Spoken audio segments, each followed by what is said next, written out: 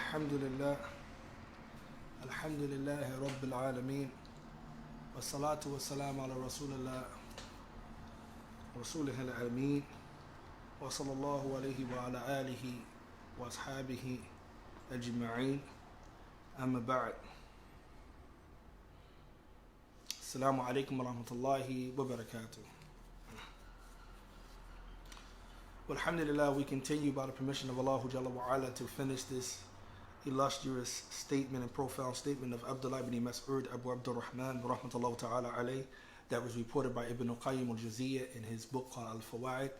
The statement of Abdullah Ibn Mas'ud radiyallahu ta'ala anhu, where he says, "Utlub qalbaka fi thalath mawatin," search for your heart in three places. And he mentioned inda sima' al-Qur'an, when listening to the Qur'an, wa fi majalis al-dhikr, and in the gatherings or the circles of knowledge, and wa fi al-awqat wa fil awqat al-khulwa, and in those times when you are alone, when you are behind closed doors. Okay, in those times where you find yourself alone and behind closed doors is where you should search for your heart. He says, فَإِن لَمْ تَجِدُّهُ فِي هَذِهِ الْمَوَاطِنِ, if you do not find your heart in any of these three places, then he says, فَسَلِ اللَّهَ أَن يَمُنَ عَلَيْكَ بِقَلْبٍ. He said, and ask Allah Jalla wa Ala to grant you a heart. فَإِنَّهُ لَا قَلْبٌ لَكَ, for there will be no heart for you. So we're just finishing up this statement, inshallah ta'ala. We went over the first, we dealt with that. Alhamdulillah, search for your heart in three places. That was the first video we did with the first, and then we did with the second one when we covered the issue of the gatherings or the gardens of Jannah, Riyadul Jannah, Majalis al-Dhikr. And now, inshallah ta'ala, today we want to finish this statement, and it's profound. Why do you think Abdullah ibn Mas'ud anhu mentioned about your heart should be present at the time when you're behind closed doors, when you are alone and you're in seclusion? Because this is where you can fear Allah subhanahu wa ta'ala the most. And it's important that you understand that there's something that must be present. One of the requirements of aql that Allah Jalla wa Ala has granted us is that we do tadabbur, that we do ta'ammul, that we reflect. Okay, Allah Jalla wa Ala mentioned in multiple surahs in the Qur'an and multiple different verses, He mentioned the ability of reflecting upon the verses and the ayats of Allah Jalla wa Ala. Shaykh Uthaymeen rahmatullah ta'ala alayhi, he says that a person should first and foremost be with Allah subhanahu wa ta'ala. How do you be with Allah? Meaning that you be with Allah Jalla wa Ala with reflection. Okay, look how he explains, meaning that احرص على أن تكون دائما مع الله عز وجل مستحضرا عظمته متفكرا في آياته الكونية مثل خلق السماوات والأرض. And this is important that we must constantly do. Okay, which shows us something. That is that there is a purpose for everything. There's a purpose for day. There's a purpose for night. There's a purpose for time. There's a purpose for the sun, the moon. Everything serves a purpose. Okay, so idle time really goes against the concept of fulfilling that purpose which you have. You understand? This is why the Prophet ﷺ, what did he say? He said there are two things that the son of Adam caused to go to waste: as-siha wal-faragh. As-siha wal-faragh, health, and what else? What else did he mention? Wal-faragh, meaning idle time. Idle time. Why? Because there is a benefit or a purpose for everything. And that means we're supposed to take our time to reflect on Allah. So he said, be diligent and constantly and always remaining with Allah. Meaning you can't be with Allah physically, not here in the dunya, but meaning that you constantly keep Allah on your mind, that you constantly reflect on Allah Jalla wa Ala, as he explained. He said, mustahdiran, meaning constantly bringing to mind Allah Jalla wa Ala greatness. Okay? His greatness, his esteem. Mutafakkiran, reflecting, okay, pondering on his universal signs. Okay, it behooves, a person is ignorant according to Islam, a person is blind according to Islam, who goes past the signs of Allah Jalla wa Ala universally and does not stop and reflect. The signs of Allah Jalla wa Ala universally, and when we say universal signs, what are we talking about? The sun, the moon, all right, the stars. Okay, many of the different things, the night, the day, all of these are what we call universal signs. Okay, These signs in and of themselves supposed to increase the believer in more worship and more thankfulness and more appreciative to the Creator, okay? Reflecting on those things. Also what it does, and if you don't really catch this, I hope you do, also what it does, it makes you realize that your problems are minute. It makes you realize that the problems that you have are minute. Why? Because there is something greater. You are part of something greater than just yourself. Yourself isn't the whole entire world. Yourself is the whole entire creation. La. You are part of something that is great and magnificent, and that the one who created and brought that thing into existence have a bigger purpose and design and a plan. So if you constantly reflect on the universal signs, this will remove you from dwelling on yourself. You understand? You wouldn't be dwelling on your problems. You'll be dwelling on, look at this, look at the manifestation of that, look at that. It will bring you to worship Allah Jalla wa Ala and be more appreciative of Allah subhanahu wa ta'ala. So you reflect upon the universal signs, like the creation of the heavens and the earth. Okay, the creations of the heavens and the earth. وَمَا أَوْدَعَ فِيهِ مَا مِنْ بَالِغِ حِكْمَتِهِ وَبَاهِرُ قُدْرَتِهِ وَعَظِيمِ رَحْمَتِهِ وَمِنَّتِهِ. So if you sit there and think about it, you're going to think about Allah's wisdom, His wisdom in designing the heavens and the earth. For what purpose? Why were they created? Look at the different things that are found within them. Okay, you know, the greatness of His mercy, right? Because everything a part of creation has mercy in it. Everything that's been delicate and created, Allah Jalla wa Ala was merciful in His creating. In His creation, you see the mercy or the effect of Allah's mercy in the creation itself. The fact that Allah Jalla wa Ala did not allow us to store up waste inside our body and does not release it, that's a mercy. The fact that Allah Jalla wa Ala did not allow us to just not have no eyes whereby we can see, that's a mercy. The fact that Allah Jalla wa Ala allowed it to be a night and a day that separates, that distinguishes, that's a mercy. The fact that Allah Jalla wa Ala allowed there to be contrast between darkness and light, that's a mercy. So there is rahmah of Allah Jalla wa Ala in every single thing. And it is wisdom for what Allah Jalla wa Ala does. And this proves what? When Allah Jalla wa Ala creates things with wisdom, it means that the opposite stands true. That nothing is created for mere play, for no purpose or design. If you understand that it was created for wisdom, then that means it was created for a purpose. It has a maqsood, there's a maqasid, there's an objective to reach. So what a person wants to do when they're behind closed doors and they're by themselves is they want to constantly reflect on those things. This is what you should do when you're by yourself. You should constantly reflect. You should constantly ponder. Henceforth, we find that the Prophet ﷺ himself and even the many messengers before them, one of their characteristics was that they will seclude themselves from creation and they will ponder a lot. This was something that was a part of their characteristics, that they will reflect. Most of us, if you really analyze us, what are we thinking about 9 times out of 10? Think about when we are alone, we by ourselves. What are we thinking about? Some dunyawi stuff. 9 times out of 10, majority of the time, it's connected to something with the dunya. That's what we're thinking about.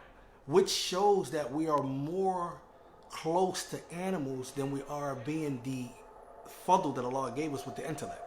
We're pondering on things that is animalistic. You're worrying about something connected to your desire. What makes you feel good, what's going to make you feel better, etc. No matter whatever it is, whether it's a job, whether it's a person, whether it's a possession, something that you can get, whether it's something that you can have, what you want to do. Most of the time, if you just was to break down your time when you are alone by yourself, what are you thinking about? What are you constantly thinking about? There is an etiquette of khulwa. So when Abdullah Ibn Mas'ud said, look for your heart, in the times when you are alone, what are you thinking about? Is what he's saying. What are you preoccupying your heart with at this time? Is your heart present? Is you thinking about the creation? Is you thinking about the creator? Is you filling it up with that which is good? This what brings about good, as we're going to see inshallah ta'ala when we read the remaining stuff that we have inshallah. So think about that. You're thinking about Allah universal signs. Okay, what are you thinking about? Most of us thinking about another person. How that person can make us feel. Desire. It's connected to a desire. We think long hours on end. I'm going to do this, I'm going to do that. We're going to go here, we're going to do this, we're going to do that. And you know this is the truth. Or most of us thinking about, are we going to get this, or we browsing, or we doing this, or we doing that. And it's a pastime with that because we are spending our times in what we call faragh, idle time.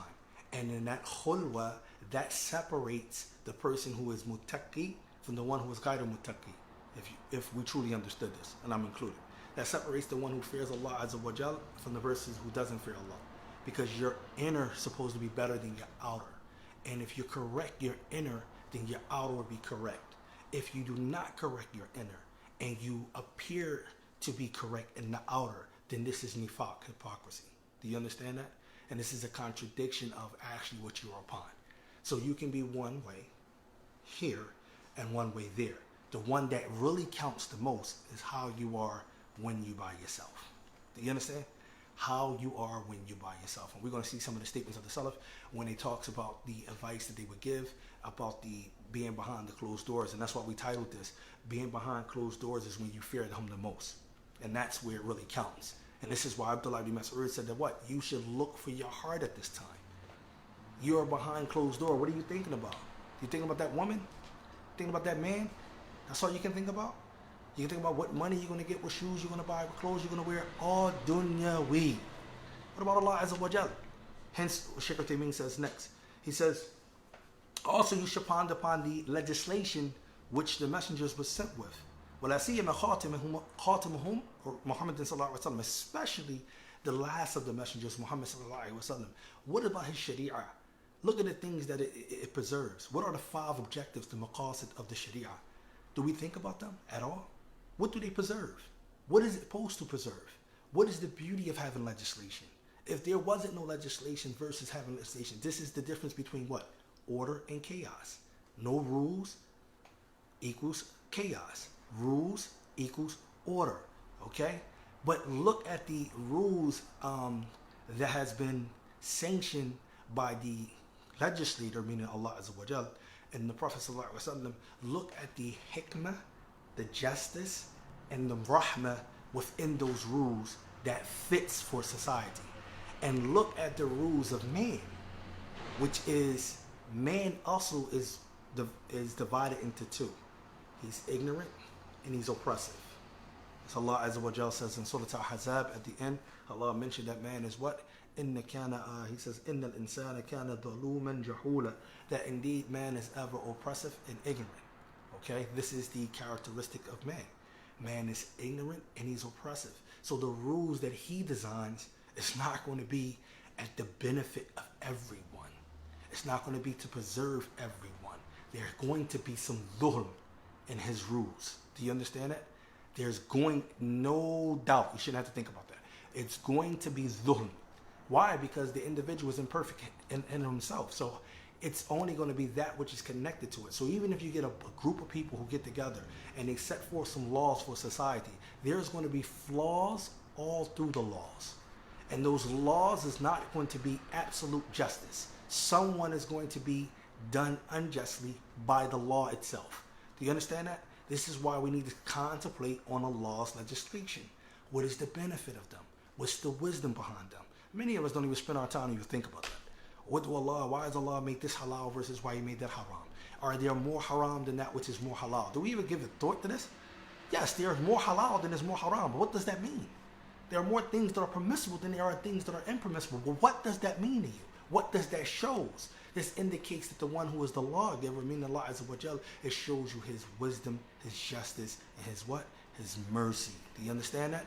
That's what it shows. Tayyib, he says, and yakuna qalbaka mamlu'an bi muhabbatillah. And this is the desire from here. So all of this stuff is going to lead to this. Your heart being filled with the love of Allah. I want to stop here. Everyone talks about I love Allah. This is a verb, by the way. Love, even in English, is a verb. It's an action verb. Okay? But most of us, when we look at it, even in Arabic, the word hub is a verb. Okay? We all say we love Allah. Okay? Some of the Salaf, they said that the point, the main focus is not the fact that you love Allah, but that Allah loves you. All right? But think about it. What does this entail? Even myself included. What does this entail? I love Allah. Okay. Okay. You said that. It sounds good. Right? But now it entails something. So Allah Jalla wa Ala, He gives you those things within the Qur'an. Like He says, Qul in kuntum tuhibbuna Allah fattabi'uni yuhibbukumullah. Okay? A person can love Allah but still not ascertain Allah's love. Yeah? Meaning he can love Allah bid-da'wah, meaning by way of claim. But he still doesn't receive Allah's love. Allah doesn't return that same affection to him. That's possible, right? But Allah says, say to them, O Muhammad sallallahu alaihi wasallam, fi surah Ali Imran, Allah Jalla wa'ala says, say, if you truly love Allah, in kuntum tuhibbun Allah, fattabi'uni. All right, now this comes a command. Then follow me. Here, the ittiba'ul rasul sallallahu alaihi wasallam, the following the messenger sallallahu alaihi wasallam, is a prerequisite of earning Allah's love. Because in the verse, Allah Jalla wa'ala says, yuhibbukumullah. Okay? Now, meaning if you do this, this is a shart, fattabi'uni, yuhibbukumullah, Allah will love you. Okay? So following the messenger and following all of the messengers and following the last one specifically, Muhammad sallallahu alaihi wasallam, is a way to get Allah's love. Do you understand that? So you saying I love Allah doesn't mean nothing. You understand? It only means something when you fulfill the requirements of receiving or returning Allah's love. So your heart must be filled up with the love of Allah. لِمَا يَقْضُوكَ بِهِ مِنَ النِّعَمِ, that which He have nourished you and have flourished you with and have given you. What did He nourish you with? Many favors that you are not able to enumerate. Favors after favors. It's hard to even think, right? That a person can be stressed out, depressed, sad, grieve, if they really take the time and just think about all of the favors. I'm breathing, I'm alive, I can see, I can hear, I can smell, I can taste, I can move, I can do this, I can do that. And then this is how contrast everything is, right? The Creator allows you to see opposites for reasons so that you can understand wisdom here. So, just because you have two hands, there's someone who doesn't. That's because you have two eyes, there's someone who doesn't. That's because you can see, there's someone who doesn't, who can't, right? Just because you can hear, there's someone who can't, right? Just because you can do this, there's someone you... Look at the contrast. So there's always something to be grateful for. That's why the Prophet ﷺ said what? When it comes to the deen, you look at those who are above you. Okay? When it comes to the dunya, you look at those who are what? Beneath you. It's to keep the balance. Because you always got something to be grateful for. Do you understand that? So while you're sitting there worrying about your problems, there is someone in the creation who has problems that are worse off than yours. No doubt, hands down. Do you understand?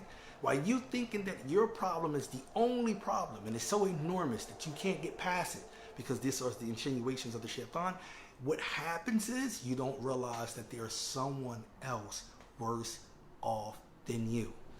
You had two children. Someone didn't have none. Do you understand? And this is true. But those contrasts are important for us to pay attention to. And that's what's the requirement of aql, reflecting. What does you do when you are by yourself? The very definition of being by yourself is reflection. If you are in khulwa and you are alone and you're in seclusion, a person like to be alone, like to have their own time. They say it gives them a peace of mind. It gives them this because they are reflecting. They're supposed to be reflecting anyway. Taking that time to really reflect. But what should you be reflecting on? Should you be reflecting on the world? The desires? What should you take your time out to really reflect on? What should matters? Most people spend their times in their lives, they go out and they say, I have an identity crisis. This is something that is contradicting in Islam. There's no way possible that a Muslim or a believer can have an identity crisis. Do you understand that? There's no way you can run around and say, I don't know who I am. That don't make sense. Why? Because Allah has made it clear your purpose. Allah says, وَمَا خَلَقْتُ الْجَنَّ وَالْإِنسَ إِلَّا لِيَعْبُدُونَ. I created man nor jinn except that they should worship me. So your purpose on this dunya was to worship Allah Jalla wa'ala. He gave you your purpose. So how you don't know who you are? You are abd.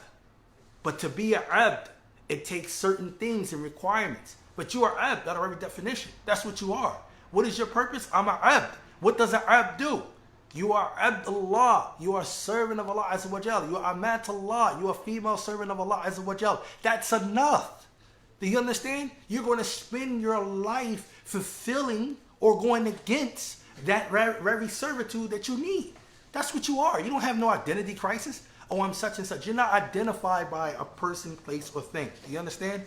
These are things that are out of your hand. And I don't want to go into that. Inshallah, we'll talk about that another time. But I don't want to go into that right now. Inshallah ta'ala. But understand that. Also what he says, وَيَدْفَعُ عَنْكَ مِنَ النَّقَمِ. Not only does your heart should be filled with this love, and what should bring about this love is the fact that he constantly bestows upon you many favors that we just talked about, and he removes from you many harms that you don't even have no control over. The fact that you didn't get hit by a car today, you thought that was because of your own mechanic, your own reason, right? In fact, because you didn't get shot, you didn't get stabbed, you didn't get, you didn't drown, you didn't become paralyzed, you didn't lose your sight, you didn't do this. You thought all of that was due to you, right? You came across this because this was due to you. None of these things happened to you because you the one kept it away from yourself. Nah. One of us you can't prevent something from happening to you. That's something you must understand. You don't prevent it at all. Same way you don't have no choice in the matter whether you short, whether you tall, whether you small, whether you thin, whether you fat, whether you ugly, whether you handsome. You don't have no choices whatsoever over these matters. Whether you're a male, whether you're a female, whether you're from here. These things you don't have no choice over. All of those are in the hands of Allah Azza wa Jal. Allah Jalla said, "Huwa alladhi yusawwirukum fil arhami kayfa yasha." Allah says, He is the one who fashioned you in the wombs as He wills.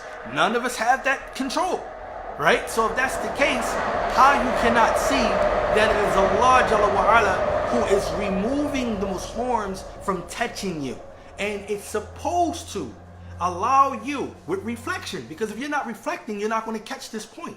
It's supposed to allow you to be more thankful and more in need and appreciative of your Creator, which brings about the love that you need to fill your heart with. This is what the Shaykh is saying. So, وَلَا سِيَّمَا نِعْمَةَ الْإِسْلَامِ وَالْإِسْتِقَامَةِ عَلَيْهِ.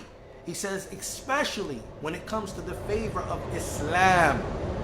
And when I want to explain this to you. What is the favor of Islam? Many of us say, I'm Muslim, alhamdulillah. Do you know what that means? What is the favor of Islam? Being Muslim is what? What's the favor of Islam?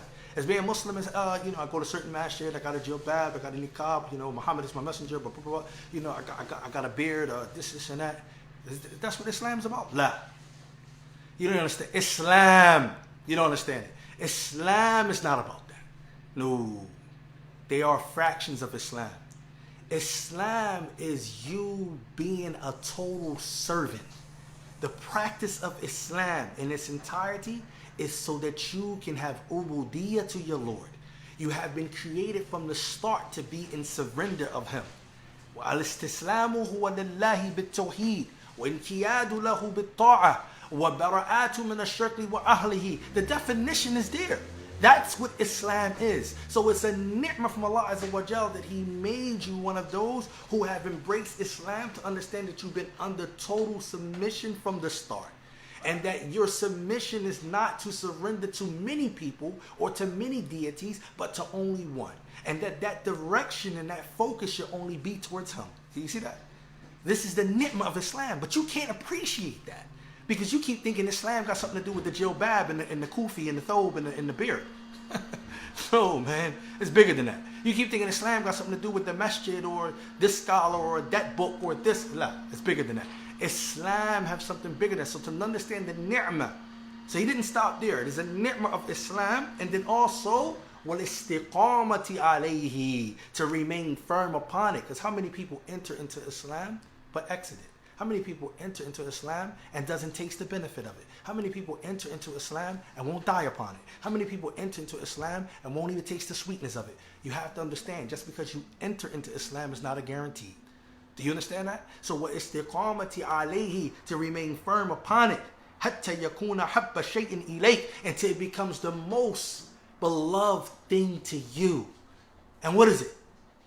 Until you understand? Until servitude become the most beloved thing to you. I am in service of my Creator. That's Islam, bro. That's what it is, brothers and sisters. Islam is servitude. Do you understand that? Until you can reach that level of servitude of being a servant, that's when you have reached that level. And he mentioned it. He says, وَأَنْ يَكُونَ قَلْبُكَ مَمْلُوءًا بِتَعْظِيمِ اللَّهِ عَزَّ وَجَلَّ يَكُونَ فِي نَفْسِكَ أَعْظَمَ الشَّيْء.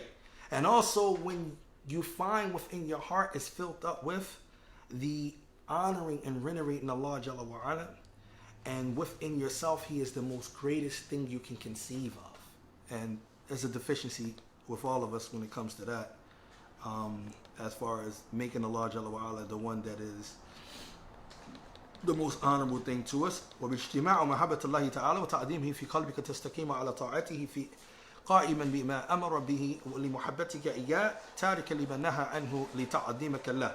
And the reason why I say it's a deficiency there is because it mandates that you obey him in that which he's commanded, and you, as much as you are able, and you stay away from that which he has prohibited.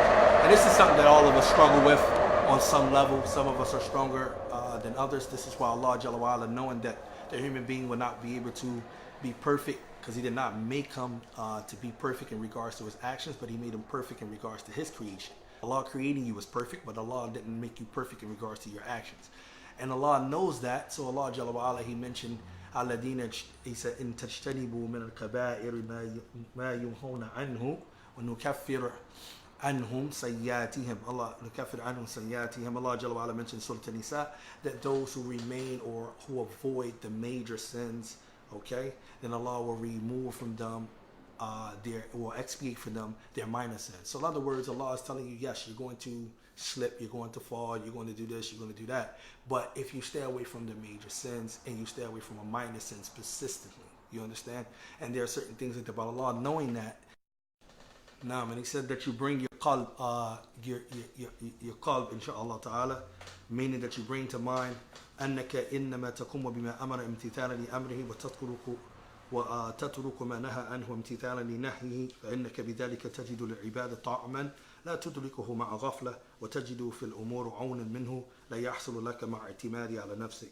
So he brings this last point, alhamdulillah, he says, and that your heart be present, that when you carry out an act, you're carrying out the act in compliance to the command of Allah, and you're leaving off that act and staying away in the compliance and staying away from his prohibition, because with that you will find pleasure in your worship. لا تدركه مع غفلة, whereby your worship will not be ascertained by heedlessness or neglect. وتجد في الأمور عونا, and you will find help and assistance in your affairs. لا يحصل لك مع اعتماد على نفسك, which cannot be relied upon yourself.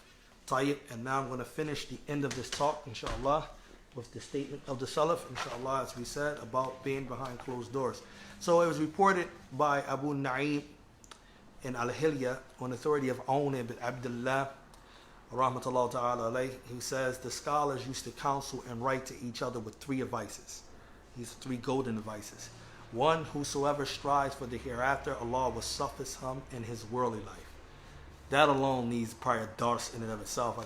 Sometimes, this is what we forget. Whoever, I want to repeat that again, whosoever strives for the real life, okay, Allah will suffice him in his worldly life. In other words, if he put what's supposed to be importance before that which is less importance, what is really importance, henceforth Allah Jalla wa Ala referred to the hereafter as Qadr. Why you think that? Allah Jalla wa Ala says in the Qur'an, Ya ayyuhalladhina amanu taqullah wal tanzur lighad.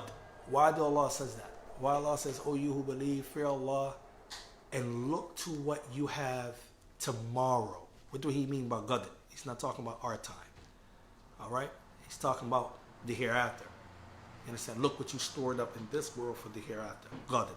Right? So whoever strives for the hereafter, making that their main focus, they're going to be suffice in this world. They're going to find things enough. They're going to be content in this world. That's the remedy. It's nothing. It's no keys to success. It's not what they, what they pushing out there. The celebrity. Where do this concept of the people love you come from? You're going to find that concept comes from, as the hadith, the Prophet ﷺ mentioned that when Allah loves a person, he tells Jibril to tell the people in the heavens to love my servant, and then, tell the people on the earth. It was mentioned by Imam Qahtani. He says, talking about this issue of love, how Allah Jalla wa Ala has made this love amongst them. He says, وَنَشَرْتَ فِي الْعَالَمِينَ مُحَاسِنًا وَسَتَرْتَ عَنْ أَبْصَارِهِمْ لِإِصْوِيَانِ. He says, in what you have done, my Lord, you have spread this goodness about me to all of creation, and you have kept hidden or concealed from them my evil actions. right? You have kept concealed. He says, وَنَشَرَتَ فِي الْعَالَمِينَ فِي الْبَرِيَّةِ سَاعِئًا وَجَمِعْتُهُمْ إِخْوَانِهِمْ إِخْوَانِ. He said, what you have done is, in the creation, you have spread my mention, the very mention of me. You have spread it amongst the creation. You allow them to have love. And he said, you have united them with me, all of them, as my brothers. Okay? This is something that we must understand. That the love the people have for you is from Allah. That love that the people and the joys that they have of you is from Allah Azza wa Jal. That's that spread of that love. So, how you are by yourself alone plays a major role in how you are in public. You understand? It plays a major role. So this is why you find them making the statement, whoever rectifies his dealings that are done behind closed doors, Allah will correct his affairs that are done openly.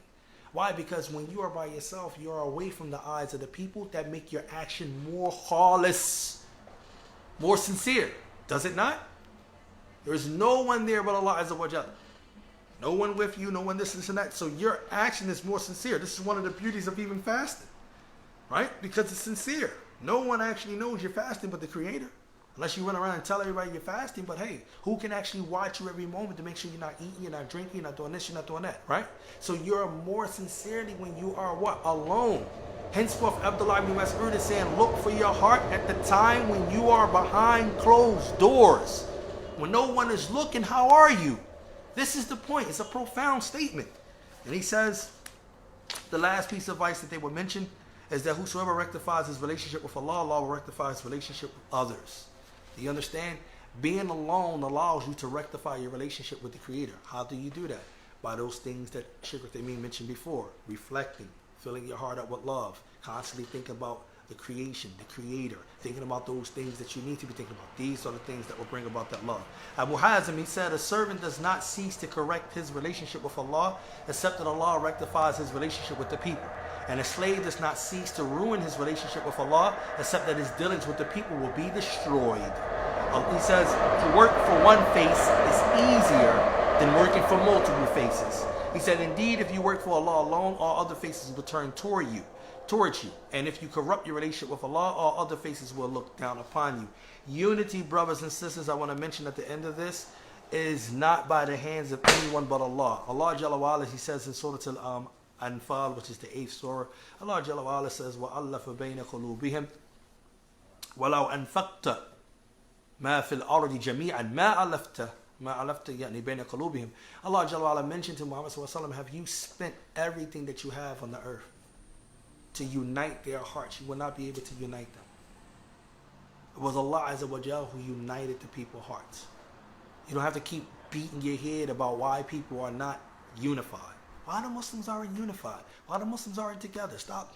First of all, it's not in the hands of anyone. Not a scholar, not multiple scholars, not any righteous person, not any prophet, not any messenger. I just gave you the verse. Unity is in the hands of Allah, man. We keep forgetting that point.